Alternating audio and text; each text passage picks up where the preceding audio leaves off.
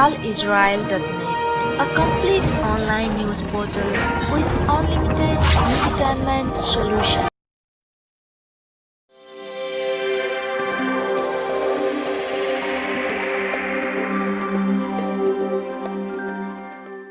नमस्कार दर्शकवृन्दहरू, आज हामी श्री सत्य साई केन्द्रको आयोजनामा एक यस्तो कार्यक्रमको अवसरमा पुगिरहेका छौँ जहाँ हामीले चिताउँदै नचिताएका व्यक्तित्वसँग हामी साक्षात्कार भेट गराउन गइरहेका छौँ। त्यस्तो व्यक्तित्व जो हुनुहुन्छ आफ्नो यति लामो दूरीको कुनै पनि परवाह नगरी हामीहरूको निमन्त्रणालाई स्वीकार गरेर यति लामो दूरीबाट यात्रा गरी हामीहरूलाई आफ्नो साक्षात दर्शन दिन उपस्थित हुनुभएको छ पूज्य स्वामी योगी आनन्द आचार्य गोपाल शास्त्री। स्वागत गरौँ उहाँलाई। आज यो गीता प्रवचनको सिलसिलामा इजरायलकै इतिहासमा पहिलो पटक यो कार्यक्रम सम्पन्न हुन गइरहेको छ। हामी यो विदेशमा बसेर पनि अर्काको भूमिमा आफ्नो लोक संस्कृति रीतिरिवाज धर्म संस्कृति जोगाउनका लागि यति अनमोल कार्यक्रमहरू हामी गर्न गइरहेको अवस्थामा पाउँदा हामी आफैमा यति गौरवान्वित छौँ कि र यो हामी सबै नेपाली हिन्दूहरूको अहोभाग्यको पनि कुरा हो। आज यसै सिलसिलामा हामी हिन्दू धर्मगुरु स्वामी योगी आनन्द आचार्य गोपाल शास्त्रीसँग केही छोटो मिठो भलाकुसारी गर्न गइरहेका छौँ। गीता प्रवचनकै सिलसिलामा आध्यात्मिक अर्थात् आत्मिक विवेचना बाँड्नका लागि उहाँ England, Tanzania, Kenya, America, Australia लगायत 3 दर्जन मुलुकहरूमा आफ्नो अनमोल विचारहरू बाँडिसक्नु भएको छ। त्यसैगरी यो इजरायलको यस्तो सौभाग्य मान्नुपर्छ कि हामीलाई आएर उहाँले आफ्ना गहन अनि अमूल्य विचारहरू हामी मार्फत हामीलाई दिनुहुँदैछ। आउनुहोस् दर्शक साथीहरू, बाँकी साक्षात्कार कार्यक्रम हामी पूज्य स्वामीसँग गरौँ। स्वामी जी, क्या आप ये बता दीजिए, आपको मैं पहला ये प्रश्न पूछना चाहती हूँ कि आपका इजराइल में आने का मकसद क्या है? सबसे पहले आप सभी दर्शक मित्रों को हमारा हरिओम तत् जय श्री कृष्ण। पूरे वर्ल्ड में, पूरे दुनिया में हम भगवत गीता के प्रचार प्रसार के लिए बादल की तरह घूम रहे हैं और उसी के सिलसिले में यहाँ इजराइल भी हमारा आना हुआ और यहाँ पर श्री सत्य साई सेंटर के द्वारा हम आमंत्रित हैं और यहाँ पर हमारा प्रवचन है। इसके सिलसिले में यहाँ पर हम आए। प्रवचन जो है वो 2 जुलाई को है, शनिवार को, और पूरे के पूरे इजराइल के लोग इसमें उपस्थित हो रहे हैं और आप सभी लोग इसमें आमंत्रित हैं। अतः आप सभी लोग आकर के और परमात्मा ने भगवत गीता में जो जीवन का विज्ञान बताया है, जो जीवन जीने की कला बताई है, जिसकी चर्चा की है, इसके बारे में हम सब लोगों को बताने जा रहे हैं। ये तो बहुत अच्छी बात है क्योंकि हम लोग को भी ऐसा ज्ञान मिलेगा कि धर्म कैसा है, गीता का मकसद क्या है ना। और भगवत गीता की बहुत विशेषताएं हैं, लेकिन विशेष रूप से भगवत गीता में किसी विशेष धर्म या किसी विशेष संप्रदाय या व्यक्ति विशेष वर्ण की चर्चा नहीं है, बल्कि भगवत गीता में जीवन की चर्चा है। जैसे कि आप बाजार में कोई वस्तु खरीदने के लिए जाइए तो उस वस्तु के साथ साथ एक छोटी सी किताब देते हैं वो लोग कि इसका इस्तेमाल कैसे किया जाता है। तो ठीक है, हमें इतना सुंदर जीवन मिला है, परिवार मिला है, समाज मिला है, इतनी अच्छी सभ्यता मिली है, दोस्त मित्र हमें मिले हैं, लेकिन इस जीवन को कैसे जीना है इसकी विद्या हमें नहीं आती है। इसी वजह से लोग अपने जीवन में जो है अशांत हैं और परमात्मा ने भगवत गीता में जो है किस तरह से हमको जीना है, हमारे जीवन का पर्पस क्या है और हमें अपने जीवन को लेकर कहाँ पहुँचना है, इसका पूरा का पूरा जो विज्ञान है वो हमें बताया है। तो एक मिशन अभियान बना करके मैं पूरी दुनिया में, पूरे वर्ल्ड में जो है इस शास्त्र को लेकर के और मैं विचरण कर रहा हूँ, लोगों को मैं पढ़ा रहा हूँ। आपका बचपन कैसे व्यतीत हुआ? सबसे पहली बात कि मैं बहुत सौभाग्यशाली हूँ कि परमात्मा ने हमें भारत में जन्म दिया और भारत में भी जो काशी क्षेत्र है उसमें भी साधना की भूमि है, साधना का क्षेत्र है गाजीपुर, जहाँ पर कि बहुत बड़े बड़े मनीषियों ने तपस्या किया। परशुराम की तपस्थली है, विश्वामित्र की तपस्थली है, महाराजा गाधी की वो भूमि है और विवेकानंद भी वहाँ आकर के 4-5 महीने तक जो है उन्होंने अपने साधना का डायरेक्शन वहाँ से प्राप्त किया, स्वामी विवेकानंद ने भी। तो वहाँ पर एक उच्च कोटि के विद्वान साधक परंपरा में ब्राह्मण परिवार में हमने जन्म लिया। और मेरे पिताजी संस्कृत के बड़े उद्भट विद्वान थे। उनके जो पिता थे हमारे दादाजी, वो भी वर्ल्ड लेवल के विद्वान थे। और ऐसे जितने भी लोग हमारे पूर्वज हुए, बड़े अद्भुत साधक हुए, विद्वान हुए, तपस्वी हुए, सरस्वती के उपासक हुए। तो ऐसी परंपरा और ऐसे परिवार में हमने जन्म लिया। और ये सारे की सारी बातें धर्म की, अध्यात्म की, विद्या की जो चीजें हैं, वो हमने वातावरण से ही सीखी है। क्योंकि पारिवारिक माहौल ही आपका हाँ, ऐसा सब कुछ मतलब कि आंगन में उतरती हुई धूप की तरह इन शास्त्रों को हमने पाया है। जब से मुझे बोलना आया तब से हमारे पिताजी ने इन शास्त्रों का अध्ययन मुझे कराना प्रारंभ किया। और जब तक मुझे लिखना आया तब तक तो पूरी गीता हमें कंठस्थ हो चुकी थी। और जितने भी धर्मशास्त्र आवश्यक हैं उन सबका हमने अध्ययन किया। लेकिन उसके बाद हमें लगा कि केवल शास्त्र पढ़ लेना जीवन के लिए पर्याप्त नहीं है, क्योंकि केवल किताबी ज्ञानों से आदमी बात नहीं बनती है। इसके साथ साथ कुछ प्रैक्टिस भी होनी चाहिए। अध्यात्म एकदम बिल्कुल वैसे ही है कि आजकल तो बस लोग किताबी ज्ञान प्राप्त करके और ऐसे ही बस पढ़ा रहे हैं। लेकिन अध्यात्म और किताब में इतना अंतर है, जैसे कोई व्यक्ति स्विमिंग के ऊपर, तैरने के ऊपर ढेर सारी किताबें पढ़ ले और फिर वो तैरने के लिए जाए, तो वो किताबें एकदम अलग हैं और तैरना जो है वो एकदम अलग है, वो प्रैक्टिकल है। तो फिर उसके बाद हम निकल पड़े साधना के लिए। और काफ़ी जंगलों में हमने काफ़ी वर्षों तक साधना की। हिमालय में हम रहे, गिरनार के जंगल में रहे, जहाँ पर कि पूरे वर्ल्ड में, पूरी दुनिया में 2 ही जगह शेर होते हैं, लायन। एक तो अफ्रीका के जंगल में और दूसरा गिरनार के जंगल में। तो हम उन लोगों के बीच रहे। और मध्य प्रदेश के जंगलों में हम थे, नर्मदा के तट पर। उसके बाद बिहार के जंगल में रहे, राजस्थान के रेगिस्तान में हम थे। तो काफ़ी गुरुओं के पास रह करके हमने साधना की, मंत्र साधना की, योग साधनाएं मैंने की। और उसके बाद अब पूरे वर्ल्ड में, पूरी दुनिया में जो है वो मैं घूम करके बादल की तरह और इस विद्या को लोगों को मैं दे रहा हूँ, सिखा रहा हूँ। अच्छा, एक ये बात भी बताइए, आपने जो अभी बोल रहा है कि जंगल में आपने बहुत साल बिताए हैं, उसमें जंगली जानवर के साथ आपका बहुत गहरा रिश्ता रहा। कैसे जंगली जानवर आदमी पर कैसा बिहेव करता रहा, ये बहुत ताज्जुब वाली बात है। अगर हम लोग जंगल में पहुंचे तो छोटा सा भी कोई ऐसा घबराहट आए तो हम लोग को डर लगता है, लेकिन आपने इतनी साल तक कैसी साधना की कि आप बचे? पहली बात तो यह है कि आपकी बात भी सही है, क्योंकि जंगल दिन में जितने सुहावने लगते हैं ना, वो रात में उतने ही भयंकर हो जाते हैं। लेकिन परमात्मा के ऊपर इतना भरोसा था, विश्वास था, एक अध्यात्म की शक्ति थी, उसके पीछे एक आकर्षण था और पूर्वजन्म के संस्कार होते हैं, उसका एक बल था। तो कभी भी मुझे डर नहीं लगा। मैं अकेले रहा, कई बार बहुत साधकों के साथ रहा, गुरुओं के भी साथ रहा और काफ़ी मुश्किलों का सामना भी मुझे करना पड़ा।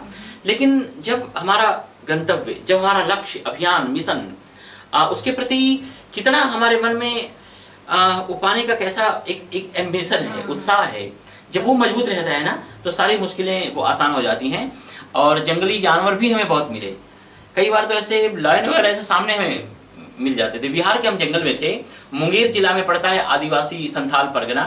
तो ऐसे भालू तो झुंड के झुंड वहाँ पर घूमते थे और कई रास्ता ऐसा था कि बहुत संगरा रास्ता था, वहाँ से एक ही व्यक्ति निकल सकता था। तो उस रास्ते पर थे और सामने से भालुओं का झुंड ऐसे आता हुआ दिखाई पड़ता था।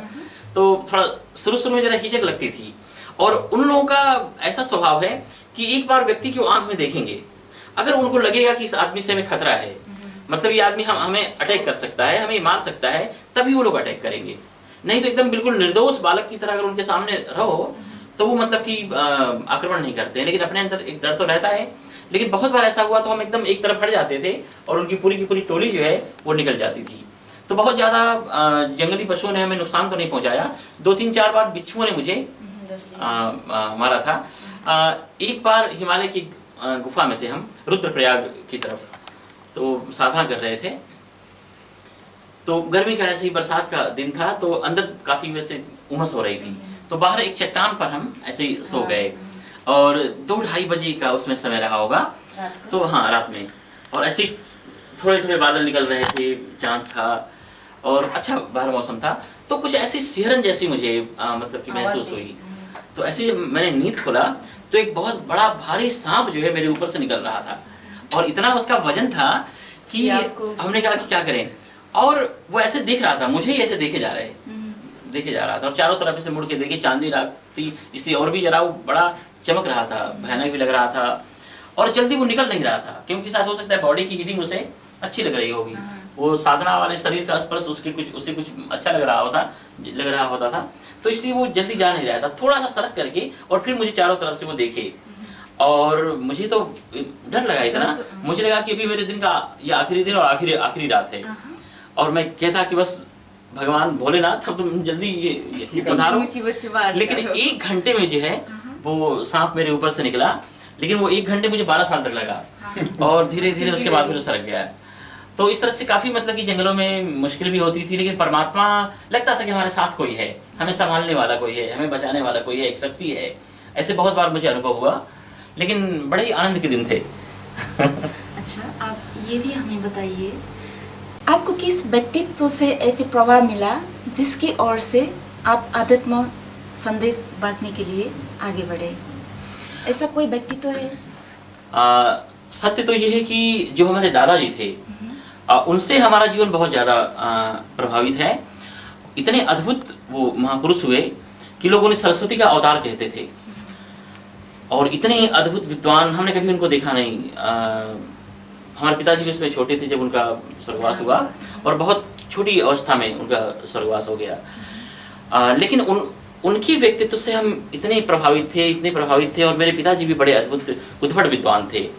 तो इन दोनों महापुरुषों के द्वारा जो है वो मेरे व्यक्तित्व का ऐसे गठन हुआ, और तो खास करके भगवत प्रेरणा, जो पूर्व जन्म का जो संस्कार होता है, जो आकर्षण होता है, उसके द्वारा जो है हम इस तरफ लाए गए। तो ऐसा रहा हमारे जीवन में।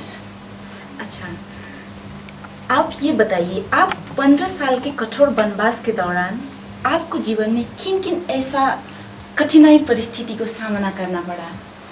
15 साल तो मामूली वक्त नहीं है। हाँ जी। अगर वेट करना पड़ा तो 15 मिनट का वक्त हमको 15 साल लगता है। आपने तो 15 साल, यूं ही 15 जूनी। सही बात है। ऐसी वक्त में आपका कौन सा? क्योंकि हम जो एक पाने का जो लक्ष्य लेकर के निकले थे, परमात्मा का जो एक सान्निध्य प्राप्त करने की जो हमारे अंदर एक जो इच्छा थी, जो महत्वाकांक्षा थी, वो इतनी प्रबल थी कि साधना के लिए, परमात्मा के सान्निध्य के लिए जो एक ट्रूथ नॉलेज होता है जीवन का, उसको पाने के लिए मुश्किलें तो बहुत आई, लेकिन वो सारी मुश्किलें बहुत छोटी लगती थी। इतनी वो मुश्किलें आसान लगती थी, क्योंकि उन मुश्किलों के पार जो हमें पाना था, जिस साधना की हमें अनुभूति करनी थी, जिस ईश्वर तत्व के सानिध्य को हमें प्राप्त करना था, वो इतना विराट हमारा मतलब कि लक्ष्य था कि और सारी चीज़ें, बहुत सारी चीज़ें मुझे छोटी प्रतीत होती थी। इसलिए उन मुश्किलों ने मुझे इतना नहीं उकताया कि जिसकी वजह से मैं छोड़ करके अपने लक्ष्य को और हम कहीं और निकल पड़े। अच्छा, वो 15 साल के दौरान में बड़ा इंटरेस्टिंग वाली बात है ये, क्योंकि मैं तो अजीब लग रहा है कि 15 साल कैसे आपने जंगल में बिताया। वो 15 साल के दौरान में आपको कभी ये महसूस नहीं हुआ कि आपके करीबियों, दोस्त, सखी, फैमिली, किसी का भी कभी याद नहीं आया? नहीं, हमें याद तो आती थी, ऐसी बात नहीं है किसी के हमको याद नहीं आए। और विशेष करके मुझे हमारे पिताजी की याद आती थी, मेरे माँ की याद आती थी, जिन्होंने अपने संस्कार के द्वारा हमारे जीवन का सिंचन किया था। लेकिन वो याद ऐसी नहीं रही कि हम वापस मतलब कि सब छोड़ करके और मुंह में पड़ करके उनके पास हम चले जाएं, क्योंकि ये भी सत्य है कि ये हमारा जो जन्म है, ये इस जीवन का प्रारंभ नहीं है, और ये जो मृत्यु है वो इस जीवन का अंत नहीं है। करोड़ों हमने जन्म लिए हैं, और आगे भी अगर ऐसे ही जीते रहे तो करोड़ों हमारे जन्म होंगे। तो हर जन्म में वो सारे सगे संबंधी और दोस्त, मित्र, रिश्ते, नाते तो मिलते ही हैं, लेकिन उनसे भी ऊपर उठ करके, उनसे भी ऊंचा उठ करके कुछ अध्यात्म की हमें प्राप्ति करनी थी। जो आध्यात्मिक शक्ति होती है, जो आध्यात्मिक बल होता है, जिसके द्वारा हम परमात्मा के सान्निध्य को अनुभूत कर सकते हैं, उसकी अनुभूति कर सकते हैं, उस प्राप्ति को लेकर के हम निकले थे। तो सबकी स्मृति भी थी, लेकिन ये भी था कि नहीं, हमें जो प्राप्त करना है वो परमात्मा के सान्निध्य को प्राप्त करना है, जीवन का जो परम सत्य है उसे हमें प्राप्त करना है, जीवन को बहुत नज़दीक से हमें देखना है। ऐसे एम्बिशियस के बावजूद आपने घर का, परिवार का, सती समय का याद आकर भी हाँ जी, अपने लक्ष्य में लगे रहे। हाँ, लक्ष्य में लगे रहे, तो बहुत अच्छी बात है। ठीक है, आपने पहले बताया था कि अपना जब जीवन शुरू हुआ, जब आपने पढ़ने लगे, लिखने लगे, आपका जो आवाज़ जब पहली बार बाहर आया, हाँ। आपने गीता पढ़ना शुरू किया, है ना? हाँ जी। वो वक्त कैसा फीलिंग्स होता था आपको? जी, आप तो बच्चे थे, माँ बाप साथ में थे, माँ बाप के डायरेक्शन पे आप गीता देख पढ़ते थे। असली रूप में आपने गीता का प्रवचन कब से शुरू किया? बहुत मुश्किल है ऐसा कहना, क्योंकि कई बार हम साधना के जीवन में थे तो उस समय भी लोग हमें लेकर के अपने अपने घर पे जाते थे, गांव में जाते थे, तो उस समय भी कहते थे कुछ आप बोलिए, तो बहुत चीज़ें मैं उनको बताता था। बहुत बार कहीं यात्रा में मैं हूँ, उस समय किसी ने कुछ पूछा तो गीता की बातें मैं बताता था। और साधु वेश ऐसा है, ब्राह्मण वेश ऐसा है कि देख करके लोग इकट्ठे हो जाते हैं और कहते हैं महाराज जी कुछ बताइए, कुछ बोलिए, कुछ सुनाइए। तो ऐसे ही 2-4 फसलों के बीच में ऐसे ही मैं बताता था, सुनाता था। उसके बाद हमने जिस स्कूल में अध्ययन किया है उस विद्यालय में भी जो फंक्शंस वगैरह होते थे 26 जनवरी या 15 अगस्त इस तरह से, या सरस्वती पूजा 2 अक्टूबर, तो बोलने के लिए उसमें मुझे ही चुना जाता था। तो मैं ऐसे ही बोलता था एकदम बादशाह की तरह, इससे लगता था कि मैं एकदम बिल्कुल सब कुछ जानता हूँ, सर्वज्ञ हूँ, इस मस्ती के साथ बोलता था मैं। और उसके बाद भी हाँ एकदम बिल्कुल बिंदास। और निकलने के बाद भी जब भी कोई कुछ कहता कि कुछ बोलिए तो लगता था कि वाह, इसी के लिए तो हमने जन्म लिया है कि हमें बताना है। लोगों की जो क्यूरियोसिटी है, जो जिज्ञासा है, उसी के लिए हम आए हैं। तो बहुत एक आनंद आता था। और जब मेरे पिताजी पढ़ाते थे तो एक एक श्लोक मुझे वो बुलवा करके ऐसे सिखाते थे, तो जब वो श्लोक मुझे कंठस्थ हो जाता था तो मुझे इतना आनंद आता था, मुझे लगता था जैसे कि बहुत से बड़े से बड़ा पैसे वाला भी मेरे सामने गरीब है। इतनी मस्ती मतलब कि मुझे आती थी और लगता था कि बस अब इसके आगे मैं क्या कब सीखूंगा। और इसके आगे सबसे पहले मुझे याद है कि मेरे पिताजी ने मुझे रुद्राष्टक सिखाया। और जब वो रुद्राष्टक सिखाते थे तो उन्होंने कहा कि बेटा ये जब तुम सीख जाओगे तो उसके बाद मैं तुम्हें शिवतांडव सिखाऊंगा जो रावण ने बनाया है। तो हमने कहा कि नहीं, जल्दी सिखाइए, रुद्राष्टक मुझे बस 1 दिन में पूरा कर लेना है, लेकिन मुझे वो शिवतांडव जानना है जिसको रावण ने बनाया है। तो वो श्लोक भी बहुत मतलब काफ़ी डिफिकल्ट हुआ करता था और मैं बहुत छोटा था, तो उसमें बोलता था, लोग इतने खुश होते थे क्योंकि वो जय तो दब्रवि ब्रह्म ब्रह्मत भुजंगम स्फुरत धगत धगत दिनर गमत कराल फाल हवे बाण धिमित धिमित धिमित धिमन ध्वनन मृदक। हाँ जी, जब आपने अभी ये बोल रहा है, मेरे को तो पता नहीं ये क्या है, लेकिन मैंने कोई ऐसे क्लासिकल हिंदी म्यूजिक में ये सुनी हूँ। हाँ, एक्चुअली इसका मतलब क्या है? मतलब कि ये इसमें भगवान शिव की स्तुति है। रावण ने भगवान शिव का जो है वो गान किया है, उनकी महिमा का, उसमें इसका वर्णन है। तो मतलब कि इतना मुझे आनंद आता था कि पिताजी ने भगवत गीता और जितने भी हिंदू धर्मशास्त्र के जो श्लोक होते हैं वो मुझे सिखाए, तो इतना आनंद आता था कि उसके लिए कोई शब्द नहीं मेरे पास। तो आपको जरूर वो सभी जनमानस में रिएक्शन, प्रतिक्रिया भी अच्छा मिला। और उसी से मैं आपको मैं बताऊं, मैं बहुत छोटा था उस समय, बिल्कुल मुझे पता भी नहीं था कि बहुत छोटा सा गांव है पीथापुर जहाँ पर कि हमारा जन्म हुआ, और गंगा के तट पर बसा हुआ शहर है गाजीपुर। गाजीपुरी उसको कहते हैं, छोटी काशी बोलते हैं उसको। वहाँ के छोटे से गांव में मेरा जन्म हुआ, पांडेपुर, बिठौरा, पीथापुर। तो छोटा था, 4 साल 5 साल का मैं था।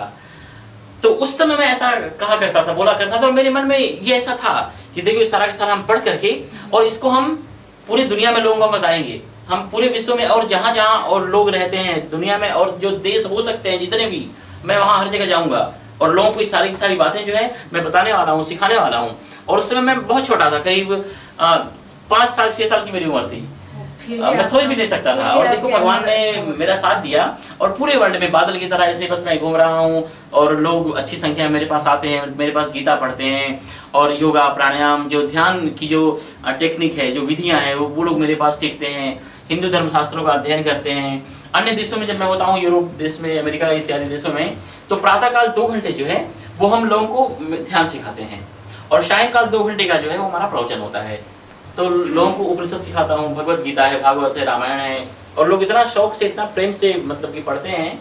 और उसी सिलसिले में जो है वो नेहा के साथ हमारा परिचय हुआ और नेहा ने कहा कि हम लोग इजराइल में हिंदू लोग हैं और आज तक इजराइल के पूरे इतिहास में जो है कोई भी हिंदू धर्म गुरु का यहाँ पर आना नहीं हुआ और हम चाहते हैं कि आप यहाँ पर पधारिए और हम सभी लोग एकत्रित होकर के और अपनी इस जो विद्या है ऋषि मुनियों के द्वारा दी गई इसका हम लोग अध्ययन करें। हमने कहा बिल्कुल जरूर हम आएंगे और भगवान की ये इच्छा और यहाँ पर मेरा आना हुआ और सभी लोगों के बीच में मुझे बहुत अच्छा लग रहा है, आनंद आ रहा है। अभी भी प्रातःकाल मेरा सत्संग था तो लोग इतने जिज्ञासा, इतनी क्यूरियोसिटी के साथ सब सुन रहे थे कि सबने कहा कि 15 मिनट का मुझे समय दिया। तो हमने कहा देखो 15 मिनट में तो गीता के बारे में कुछ भी बोलना जैसे वो छत के ऊपर घोड़ा दौड़ाने की तरह है, लेकिन फिर भी और करते करते जो है वो 1-1.5 घंटे तक सत्संग चलता रहा, फिर भी कोई उठने का नाम नहीं, और बोलिए स्वामी जी, और बोलिए और बोलिए। तो इतना अद्भुत, अनूठा और इतना ही मीठा शास्त्र है। हाँ, गीता नाम में ही ऐसे पवित्र शास्त्र है। बिल्कुल। जो क्रिश्चियन को बाइबल कहते हैं, हम हिंदू को गीता, गीता शब्द में भी पवित्र है। दर्शक साथीहरू, हामी अहिले हाम्रा आध्यात्मिक धर्मगुरु योगी आनन्द आचार्य गोपाल शास्त्रीजीसँग मिठो भलाकुसारी गरिरहेका छौँ। उहाँले हामीलाई हिन्दू धर्मका बारेमा के कति जानकारी, गीताका बारेमा भएका जानकारी र आफ्नो जीवनकाल बाल्यकालमा भोगेका तितामिठा सुन्दर कुराहरू बाँडिरहनु भएको छ। आउनुहोस् हामी भलाकुसारीको क्रम फेरि जोड्नेछौँ। नमस्ते, साईराम। श्री सत्य साई केन्द्रले यही आउने जुलाईको 2 नेविसना घर नम्बर 16 मा भागवत गीताको एउटा कार्यक्रम गर्न गइरहेको छ र श्री सत्य साई सेन्टरले यो कार्यक्रम गर्न लागेको भए तापनि समस्त हिन्दू लम्बीहरूको यो कार्यक्रम हो। त्यति मात्र नभएर समस्त ईश्वरमा आस्था गर्नेहरूको यो कार्यक्रम हो र नेपाल-islam.net को यो भिडियो मार्फत म के भन्न चाहन्छु भने र जुन हामीले भारतबाट ख्याति प्राप्त गुरु योगी आनन्दलाई जुन श्रीमद् भागवत गीताको लागि हामीले जुन प्रोग्राममा ल्याएका छौँ र उक्त कार्यक्रममा चाहिँ यहाँहरूको पुनः सहभागीको हामी आशा गर्दछौँ र हामीहरूले जहाँ गए तापनि आफ्नो राष्ट्रियता, नैतिकता र धर्म नबिर्सौँ र त्यो दिन हाम्रो महागुरु योगी आनन्दको मुखार बिन्दुबाट हामी भागवत गीता सम्बन्धी एउटा अमृतमय बाणी सुन्न गइरहेका छौँ।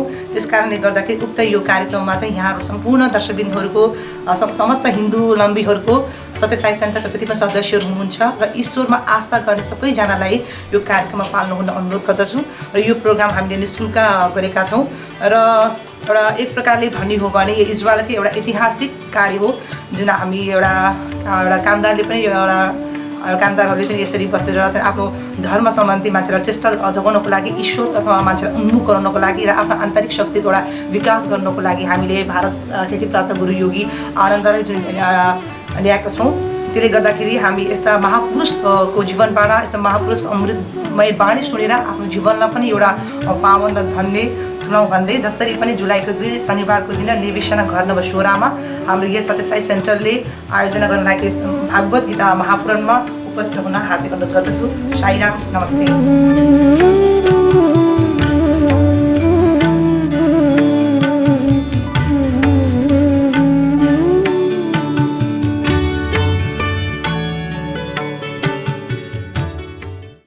हरिओम तत्सत।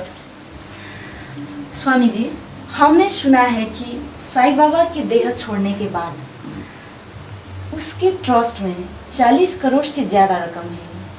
देह छोड़ने के बाद वो ट्रस्ट का क्या हाल होगा? अभी ऐसे समाचार बाहर आ रहा है मीडिया से कि उसमें काफ़ी मतभेद है। आपका इसमें राय क्या है? क्या वो ट्रस्ट का रकम कोई ऐसे अच्छी जगह पे लगेगा और कोई किसी ट्रस्ट का मालिक बनेगा?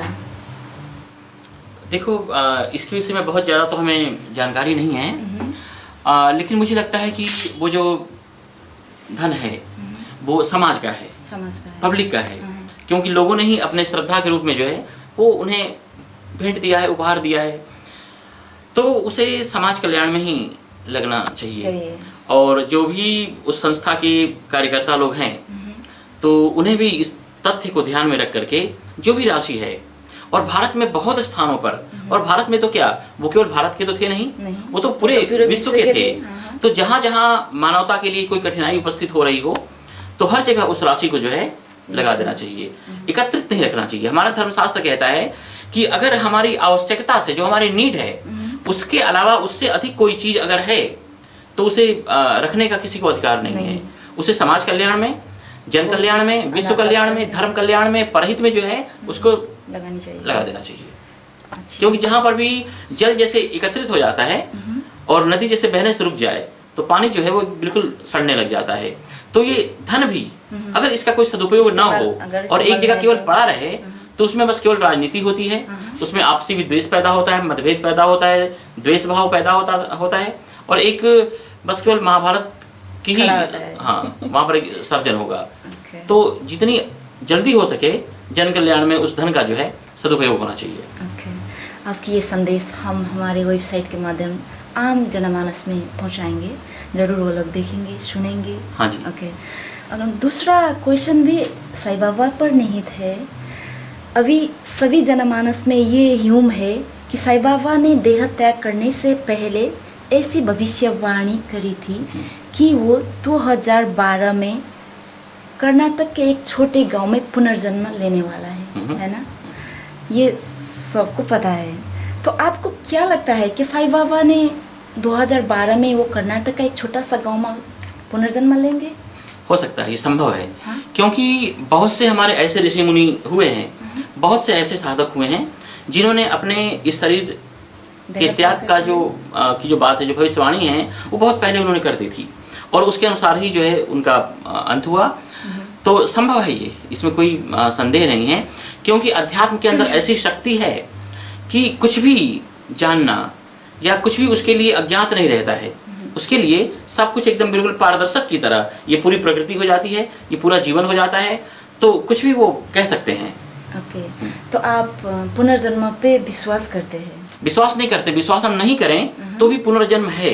ये दुनिया का ये अंतिम सत्य है। किसी के मानने और नहीं मानने से जो वास्तविक सत्य है उस पर कोई फर्क नहीं पड़ता है। जैसे कि संसार भर के उल्लू एक जगह एकत्रित हो जाएं और एकत्रित होकर के ऐसा वो प्रस्ताव पारित करें कि हमारे वंश परंपरा में किसी ने भी सूर्य को नहीं देखा है, तो हम लोग सूर्य को नहीं विश्वास करते हैं। तो उनके सूर्य पर नहीं विश्वास करने की वजह से सूर्य के अस्तित्व पर कोई फर्क नहीं पड़ने वाला है। जो सत्य है वो तो है। तो पुनर्जन्म जो है ये एक जीवन का बहुत बड़ा सत्य है और पुनर्जन्म है और बिल्कुल मैं मानता हूँ।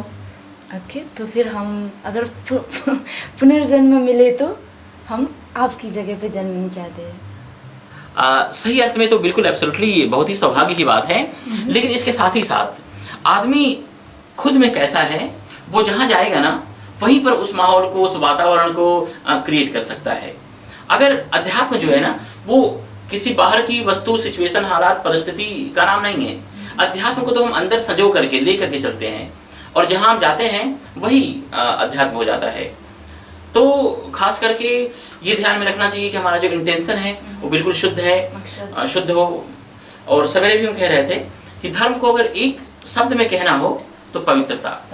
हमारे जो विचारों की पवित्रता है यही तो ज्ञान योग है। हमारे जो कर्मों की पवित्रता है यही कर्म योग बन जाता है। हमारे जो भावनाओं की पवित्रता है यही भक्ति योग हो जाएगा। तो अध्यात्म जो है वो जीने की वस्तु है। जहाँ भी अंदर से हम अध्यात्म को जीने लग जाएंगे वो पूरा का पूरा माहौल, वातावरण जो है वो आध्यात्मिक बन जाता है। हर सवाल का जवाब आप इतने मिठासपूर्ण दे रहे हैं कि आपके साथ पास बैठकर ये कान को पवित्र पा रहा हूँ। आवाज सुनने में भी आदमी का कान पवित्र होता है, क्योंकि बातें जो है भगवान की हैं। हाँ, और आदमी भी भगवान के दिए हुए देन है ना? बिल्कुल सही बात है, निसंदेह। ओके, मैं आपको दूसरा ये क्वेश्चन पूछना चाहती हूँ। हाँ जी। आज के दौर में हमारा हिंदू समाज पाश्चात्य सभ्यता में विलीन हो रहा है, एब्सोल्युटली, है ना? और हम अपने हिंदी रीति रिवाजों को भूलते जा रहे हैं। ये भी सही है क्योंकि हम अपने देश से बाहर है, पाश्चात्य शैली में है, अभी भूल भी जा रहे हैं। तो हम ऐसा कैसा काम कर सकते हैं कि हम हमारी हिंदू सभ्यता को जीवित रखवाएं? बहुत सुंदर प्रश्न है और सही अर्थ में जहाँ जहाँ भी लोग दुनिया में गए हैं, एक्चुअली उसी के लिए हम भगवत गीता को लेकर हर जगह घूम रहे हैं। अगर प्रत्येक व्यक्ति अपने जीवन में अपने पास में भगवत गीता रखे, उसका आश्रय करे, भगवत गीता का पाठ करे, उसका अध्ययन करे, मनन करे, चिंतन करे, तो भगवत गीता में यही है, यही शिक्षा दी गई, यही विद्या बताई गई है। और प्रातःकाल के सत्संग में हमने लोगों से कहा कि देखो अपने देश को यहाँ पर छोड़ करके आए हो, उसके प्रति आप लोग अपने जीवन में वफादार रहना।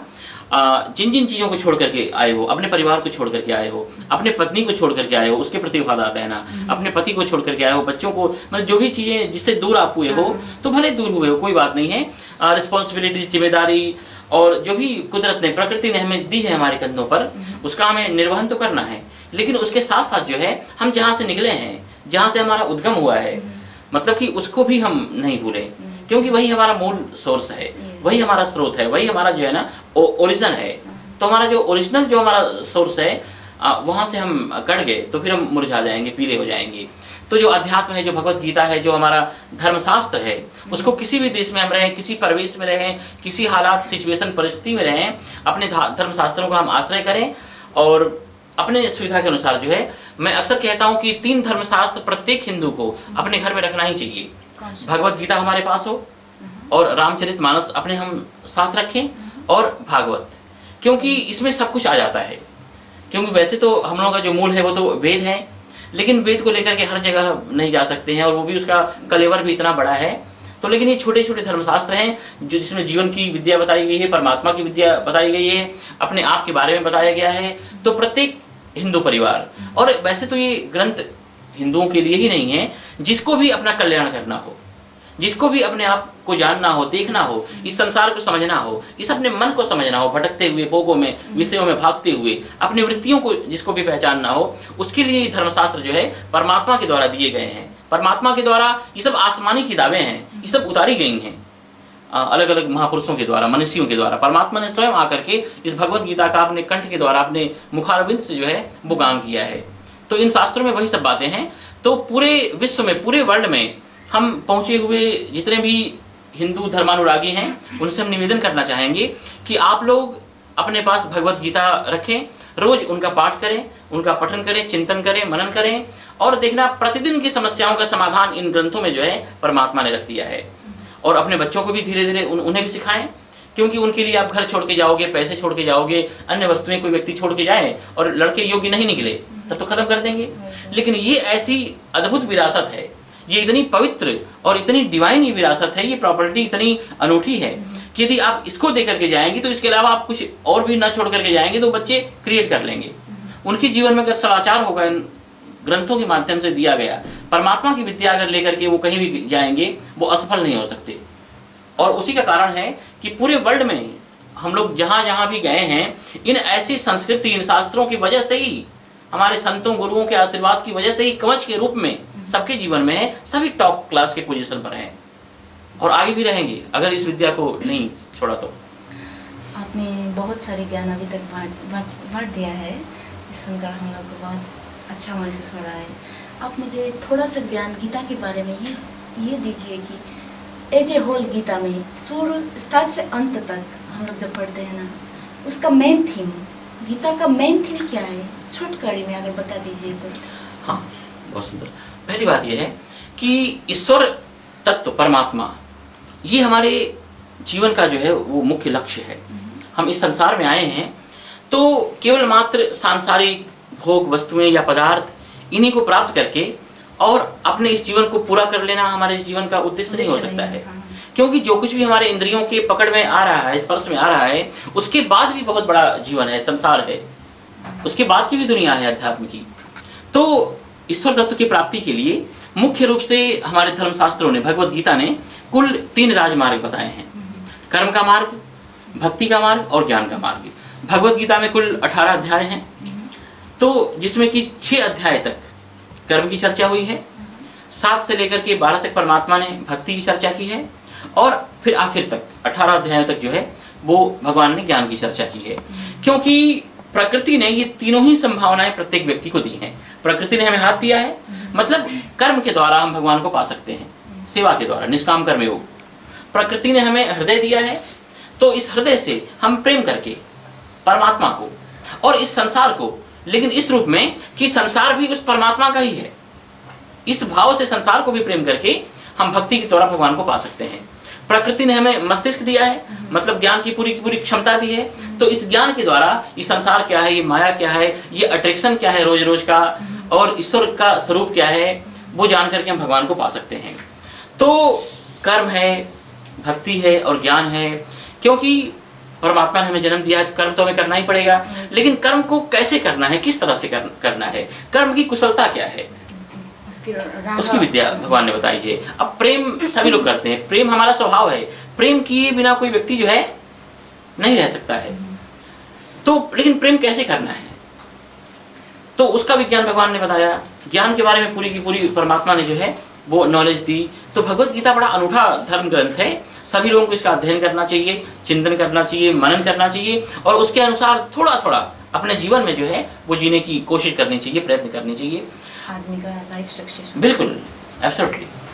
इसके बावजूद भी हमारे समाज में इतनी ज़्यादा व्यक्तित्व ऐसे हो कि जो बिल्कुल धर्म के विपरीत है। जानते हो, हिंदू समाज में है, हिंदू समाज से आए हैं, चारों तरफ भगवान है, पूजते भी है, मानते भी है, फिर भी वो ऐसा काम करते हैं जो बिल्कुल मानव के जीवन में हानिकारक है। ऐसे आदमियों के लिए आपका क्या संदेश है? पहली बात तो ये है कि ऐसे लोगों के ऊपर तरस आता है, दया आती है, क्योंकि उनको पता ही नहीं है सही में। तो जो लोग संसार के पीछे भाग रहे हैं, भोगों के पीछे भाग रहे हैं, जो ये दुनियावी चीजें हैं उनके पीछे ही जो लोग अपने इस जीवन को नष्ट किए जा रहे हैं, तो सच बात यह है कि उनको पता ही नहीं है कि इसके अलावा भी और कुछ हो सकता है, इसके अलावा भी बहुत बड़ा जीवन का आनंद हो सकता है।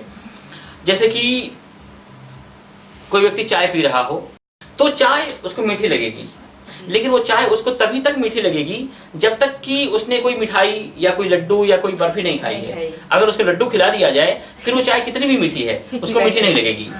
तो संसार के जो सुख हैं, संसार के जो भोग हैं, संसार की जो वस्तुएं हैं, वो तभी तक हमें मीठी लग रही हैं जब तक कि उससे अधिक का जो महासुख है, जो परमानंद है, जो परमात्मा का जो सुख है, जो मिठास है, उसको हमने नहीं जाना है। एक बार उसको जान लेने के बाद तो फिर हर व्यक्ति की जो जीवन की जो दिशा है ना, और दशा, वो दोनों ही एकदम बिल्कुल परमात्मा की तरफ मुड़ जाती है। तो जो लोग भी संसार की तरफ भाग रहे हैं, भोगों की तरफ, वस्तुओं की तरफ, लोगों की तरफ भाग रहे हैं, बस बेचारे दया के पात्र हैं। और उनके लिए भी हम भगवान से प्रार्थना करेंगे कि थोड़ा सा जरा इनको बताओ कि परमात्मा की मिठास क्या है। और कई बार परमात्मा की कृपा होती है, लेकिन हमारे अंदर गहराई में इतना जो लोभ बैठा हुआ है ना, उसकी वजह से शायद योग नहीं आया हुआ हो। लेकिन कभी न कभी व्यक्ति को लौटना ही पड़ेगा, क्योंकि संसार में कहीं भी व्यक्ति भाग करके जाए आगे कुछ है ही नहीं। क्योंकि भोगों को भी आप कब तक भोगते रहोगे? संसार या शरीर या वस्तु या पदार्थ या इंद्रियां, उनकी एक सीमा है, लेकिन उसके बाद तो कुछ नहीं है। यू टर्न तो लेना ही पड़ेगा। तो सब कुछ लुटाने के बाद फिर यू टर्न लेकर के भगवान की तरफ व्यक्ति मुड़े, और उस समय तक उसके पास समय भी नहीं होगा। उसके पहले समझदारी के साथ जो शास्त्र कहते हैं उनको सुन करके, जो महापुरुष और गुरु जो बात करते हैं उनको समझ करके, और व्यक्ति अगर भगवान की तरफ मुड़ जाए तो पूरा का पूरा उसका जीवन जो है ना वो संवर जाता है। बहुत अच्छे। आदरणीय दर्शक साथीहरू, हामीसँग यति मिठो कुराकानीमा अहिले समावेश हुनुहुन्छ आध्यात्मिक धर्मगुरु योगी आनन्द, स्वामी योगी आनन्दजी। हामी उहाँसँगको कुराकानीलाई अगाडि लगिरहने नै छौँ। हामीले यो कार्यक्रम वास्तवमा आज यसरी उहाँसँग आम्ने सामने बसेर भलाकुसारी गर्न पाउनु नै हामी इजरायलमा हुनेको लागि ठुलो अहभाग्यको कुरा हो। नेपालीisrael.net को तर्फबाट साक्षात्कार कार्यक्रममा आउन एउटा सौभाग्य मिलेको छ।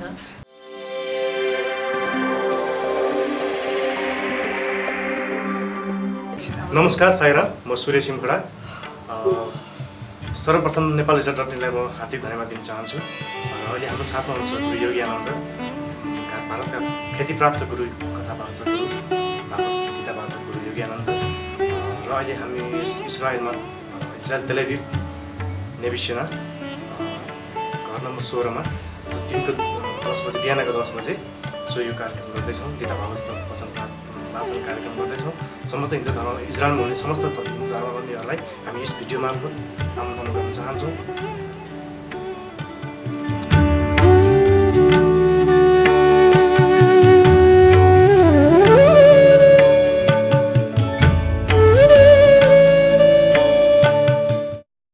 हामीले एउटा साक्षात्कार भेट गर्ने कार्यक्रम नेपालीisrael.netले पाएका छौँ। यो अवसर भनेको हाम्रा लागि नितान्त गौरवमय हो, किनभने हामीले हाम्रै धर्मबारे बहुत कुरा जानिसकिरहेका छैनौँ, जान्न पाइरहेका छैनौँ, चाहेर पनि समय मिलिरहेको छैन। हामी हाम्रै धर्मबारेमा भित्र बहुत अल्मलिरहेका छौँ। यिनै कुराहरूको ज्ञान आर्जनका लागि हामी आज त्यस्तो गुरुसँग उपस्थित छौँ जसले चाहिँ आफ्ना विद्याका बारेमा, बुद्धिका बारेमा हामीलाई धेरै कुराहरू बाँडिराख्नु भएको छ। आउनुहोस् फेरि उहाँसँगको कुराकानी निरन्तर गरौँ। आपसे अब हमारे एक आखिरी प्रश्न है। आपने बहुत शिक्षा हमारे साथ अभी बांट लिया, जिसको हमने अपने दिल पे, दिमागों पे रख के चलते तो हमारा लाइफ भी अवश्य संभव होगा। लाइफ जीने का एक आसान मौका मिलेगा अगर हमने इस रूल का फॉलो किए तो, है ना? हाँ जी, बिल्कुल। ओके, अंत में जाते जाते हमारे समस्त श्रोतागणों के लिए आपका ये हिंदू धर्म के ओर से आपका क्या संदेश है? हम सभी आपके दर्शक गणों को ये संदेश देना चाहेंगे कि आप लोग अपनी भूमि को, मातृभूमि को छोड़ करके इतने दूर आकर के यहाँ पर रह रहे हैं और बहुत आप मेहनत कर रहे हैं। बहुत खूब प्रेम से आप मेहनत कीजिए। जो आपके कंधों पर प्रकृति ने जो जिम्मेदारी दी है, जो रिस्पॉन्सिबिलिटी दी है, जो भी कर्तव्य हैं, उनको अच्छी तरह से आप करें। और भगवान की भेजी हुई वो सिचुएशन है, ऐसा मान करके और बहुत प्रसन्नता के साथ अपने सारे के सारे आप कार्य करें और भगवान को खूब प्रेम करें। और ये संसार भी भगवान का ही है, ये मान करके पूरे संसार को भी प्रेम करें। बस अपने जीवन में किसी को चीट नहीं करना है, किसी को हर्ट नहीं करना है, और जितनी भी कैपेसिटी, जितनी भी सामर्थ्य, जितनी भी शक्ति परमात्मा ने हमें दी है, हमारे प्रारब्ध ने हमें दी है, उसके अनुसार हमें औरों का हित करना है, जन कल्याण करना है। जो नीडी लोग हैं उनको हमें खूब जितना भी हो सके उनकी सेवा करनी है, उनको हमारे पास जो कुछ भी है उसमें से उनको हमें मदद करनी है, क्योंकि यही मनुष्यता है। जीना इसी का है यहाँ जिसने ये राज जाना है, काम आदमी का औरों की काम आना। यदि हम अपने लिए ही अपना जीवन जीते रह गए तो फिर पशु पक्षियों से ज़्यादा हम श्रेष्ठ नहीं हुए। लेकिन मनुष्यता का अर्थ ही है कि हमारा ये जीवन केवल हमारे लिए नहीं है, औरों के लिए भी है। तो आप लोग खूब प्रेम से रहें और भगवत गीता जरूर अपने जीवन में खूब उसको स्थान दें। भगवत गीता का रोज पाठ करें और उसका अध्ययन करें, थोड़ा थोड़ा उसको जीने की आप लोग कोशिश करें। और जब जब हम आते रहेंगे आप सभी लोगों को ऐसे ही बैठ करके भगवत गीता हम पढ़ाते रहेंगे। और हमारी जो विद्या है, हमारी जो साधना है, जो भी हमने रह करके अपने गुरुओं से, अपनी परंपरा से जो हमने प्राप्त किया है, वो सारी की सारी इन विद्याओं को हम आप लोगों को देना चाहते हैं। और ये विद्या जीवन की विद्या है, इससे आपका जीवन और भी ज़्यादा आसान होगा, और भी ज़्यादा सरल होगा, सुंदर होगा, सहज होगा। और परमात्मा के अनुभव को आप बहुत शीघ्रता से जो है अपने इस जीवन में पा करके आप इस अपने मनुष्य जीवन को और भी ज़्यादा आप सहज बना सकते हैं, इसको वास्तव में कृतार्थ बना सकते हैं। बस यही मेरी शुभकामना है आप सभी लोगों को। और इस देश को हम भगवान के आशीर्वाद से जो है इसको हम ब्लेस कर रहे हैं कि यहाँ पर किसी प्रकार की कोई आपत्ति नहीं आए। जो लोग इस देश के लोगों को या इस देश को परेशान कर रहे हैं, शायद परमात्मा उनको अच्छी सद्बुद्धि दें और भी ज़्यादा ये देश प्रगति करे, यहाँ के रहने वाले लोग सुखी हों। जो भी भारत से आए हुए लोग हैं उनके सहयोग से और भी ज़्यादा यह देश जो है प्रगति करे। हरिओम तत्सत। आपका विचार बहुत अच्छा है। श्रोतागण, आज हमारे बीच में परम पूज्य योगी आनंद गोपाल आचार्य गोपाल शास्त्री ने अपने भाव व्यक्त किए हैं और हमारा वेबसाइट नेपालीisrael.net आभारी है कि श्री स्वामी जी ने अपना अनमोल विचार तथा अपना कीमती समय हमको प्रदान किया। स्वागत करूं सभी मिलके कि आचार्य गोपाल स्वामी जी को हमने फिर दोबारा ऐसा देखने का, उसका धर्म का बारे में से सुनने का मौका मिले। आप सभी लोगों को हरिओम तत्सत और ढेर सारी हमारी शुभकामनाएं आप सभी लोगों के प्रति। और आगे भी हम लोग मिलते रहेंगे इसी तरह से बैठ करके भगवत गीता का, अध्यात्म का हम लोग अध्ययन करते रहेंगे। और परमात्मा की तो कृपा है ही हमारे ऊपर, नहीं तो हमारे मन में इतने शुभ विचार आते ही नहीं। तो बस हमें जो है अब अपने कदम परमात्मा की तरफ, अध्यात्म की तरफ, सत्य की तरफ, पवित्रता की तरफ बस बढ़ाने की देरी है। भगवान हमारे साथ हैं। आम दर्शकों की तरफ से मेरा भी आपके लिए यही कामना है कि आपको हर एक साल ऐसी जगह पे तो नहीं, बाद में हम लोग कहाँ पहुँच जाएंगे, किसी भी जगह ऐसी मिलन होगा कि आप ऐसी हिंदू धर्म के बारे में प्रचार कर सके और हम लोग ऐसे धर्म को फॉलो कर सके। आपका जो अनमोल समय है ना, इसके लिए हम हमारी दर्शकों की तरफ से बहुत कृतज्ञता ज्ञापन करना चाहते हैं। और रश्मि जी, आपको भी बहुत बहुत धन्यवाद और आपकी इस पूरी टीम को मैं धन्यवाद देना चाहूँगा कि आप लोग इतनी व्यस्त समय में से अपना कीमती समय निकाल करके इतने दूर से आप लोग आए यहाँ पर भगवान के संदेश को फैलाने के लिए। तो बहुत कोटिशः आप सभी लोगों को मैं भगवान के चरणों में आप लोगों के लिए प्रार्थना करता हूँ कि आप लोगों का जीवन और भी ज़्यादा प्रगतिशील हो और ऐसे ही आप लोग अच्छे अच्छे कार्य करते रहो। हमारा भी आपका संदेश आका हम हमेशा सिरोपर करेंगे। समस्त दर्शक साथीहरू, आज सत्यश्री साई केन्द्रले आयोजना गरेको कार्यक्रममा हामीलाई पनि आएर 2-4 शब्द जान्ने बुझ्ने अवसर मिल्यो। यसको लागि हामी सत्यश्री साई केन्द्रलाई धन्यवाद नदिइरहन बस्न सक्दैनौँ, जसले गर्दा हामीलाई आज आफ्नो आध्यात्मिक धर्मगुरुसँग भेट हुने एउटा वातावरण सृजना गरेको छ। यति भन्दै आजको यस कार्यक्रमबाट आध्यात्मिक धर्मगुरु श्री गोपाल शास्त्री आचार्यज्यूलाई प्रणाम भन्दै म रश्मि तथा हाम्रा सम्पूर्ण चर्तिकलाहरू स्ट्यान्ड बाई आफ्नो क्यामेरामा कैद गरिरहनुहुने हाम्रा पुष्प श्रेष्ठजीसँगै हामी बिदा माग्न चाहन्छौँ। नमस्कार।